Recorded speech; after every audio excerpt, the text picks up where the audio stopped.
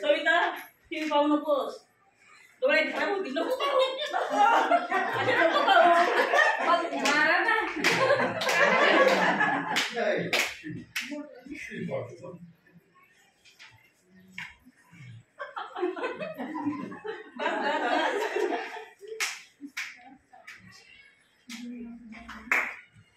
काय झालं sir Deepa?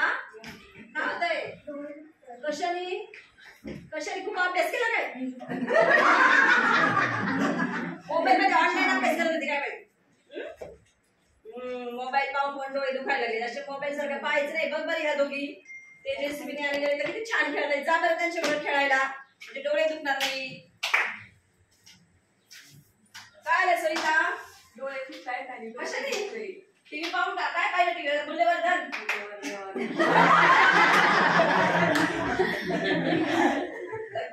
Picture पाहत होती का? मूल्यवर्धन कशी शिकेल का? हा अगं रील्स पाहायचे नाही काय नाही. त्यामुळे मानेचं मन का ना दुखतो, डोळे दुखताय. त्यापेक्षा जर ह्याच्यावर खेळायला गेली तर किती छान आनंद होशील. जा बरं.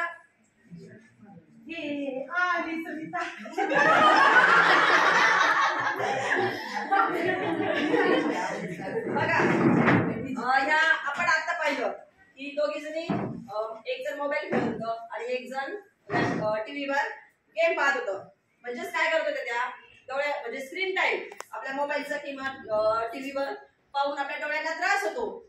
जर आपण आपला मौल्यवान वेळ टीव्ही किंवा मोबाईल मध्ये वाया न घालवता तो जर मुलांना शिकवलं की बाहेर जाऊन खेळा, कबड्डी खेळा, खो खो खेळा, काही पण खेळा किंवा आतमध्ये कॅरम खेळा, बुद्धिबळ खेळा, असे वेगवेगळे बुद्धीला किंवा आपल्या शरीराला हालचाल करणारे असे जर खेळ शिकवले किंवा खेळायला लावले तर मुलांचा मानेचा, डोक्याचा, मेंदूचा आणि पाठीचे शरीराचे जे अवयव आहेत ते शाबूत राहण्यासाठी त्यांना नक्कीच फायदा होईल. कारण काय होतंय, मुलं मोबाईल जर नाही दिला की पाहिजे का दीपा अशी ओरडायची, जेवायचं नाही, मला जेवायचं असेल तर मोबाईलच पाहिजे. म्हणजे लहान मुलं आज सुद्धा असं करते की लहान बाळ जन्माला आलेल्या बाळाला आई काय करते, मोबाईल दाखवते मग खाऊ घालते. ते मुलं हिंसक बनतात. मोबाईल नाही दिलं का हिंसक प्रवृत्ती त्यांच्यावर येते, त्यांच्यामध्ये ती उपचार निर्माण व्हायला लागते. त्याच्यानंतर मैत्रिणी मित्र किंवा घरात किती पण तास आपण फोनवर बोलतो, ते सुद्धा आपण केलं नाही पाहिजे. सकाळ संध्याकाळ मुलांना संगणकावर गेम शिकवण्यापेक्षा त्या मॅडमने सांगितलं आपल्या लाडक्या मॅडमने की मुलांना संध्याकाळी दिवाबत्ती करण्याच्या वेळेस श्लोकवरती म्हणायला लावा, मानाचे श्लोक म्हणायला लावा, हरिपाठ म्हणायला लावा. हे जर आपण वेगवेगळं त्यांना शिकवलं तर आपल्या घरात किंवा आपण शाळेत पण हरिपाठ वगैरे घेऊ शकतो.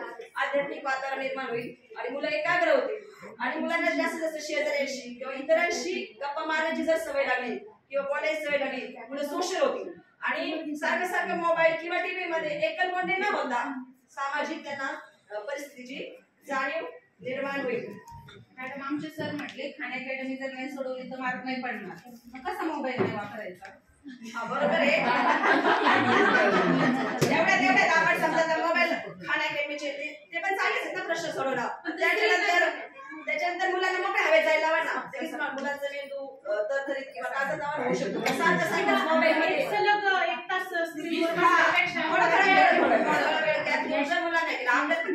खूप वेळ मोबाईल मध्ये ऑनलाईन काम करत बसलं का मान दुखायला डोळ्यांना ताण पडतो, दिसायला कमी होतं. सगळ्यात महत्वाचं म्हणजे लहान मुलांना खूप जाड निघायची चष्मे लागतात. तिला लागण्यासाठी मुलांचा मोबाईलवरचा स्क्रीन टाइम कमी केला पाहिजे. आपल्या मुलांना आनंददायी शिक्षण आपलं जे आहे ना, आनंददायी शिक्षण, मैदानी खेळ याच्यामध्ये मुलांना गुंतवून ठेवलं पाहिजे. त्यातून नक्कीच आपल्या भारताची भावी चांगली पिढी निर्माण होईल. म्हणजे आपल्याला या गोष्टी पण करायच्या, त्याचबरोबर बाकीच्या पण गोष्टी, त्यांचं शरीर स्वास्थ्य हे महत्वाचं आहे. Health is wealth. ते जर चांगलं नसेल तर काहीच होऊ शकत नाही. मोबाईलचा वापर टाळूया, आनंदी जीवन जगूया.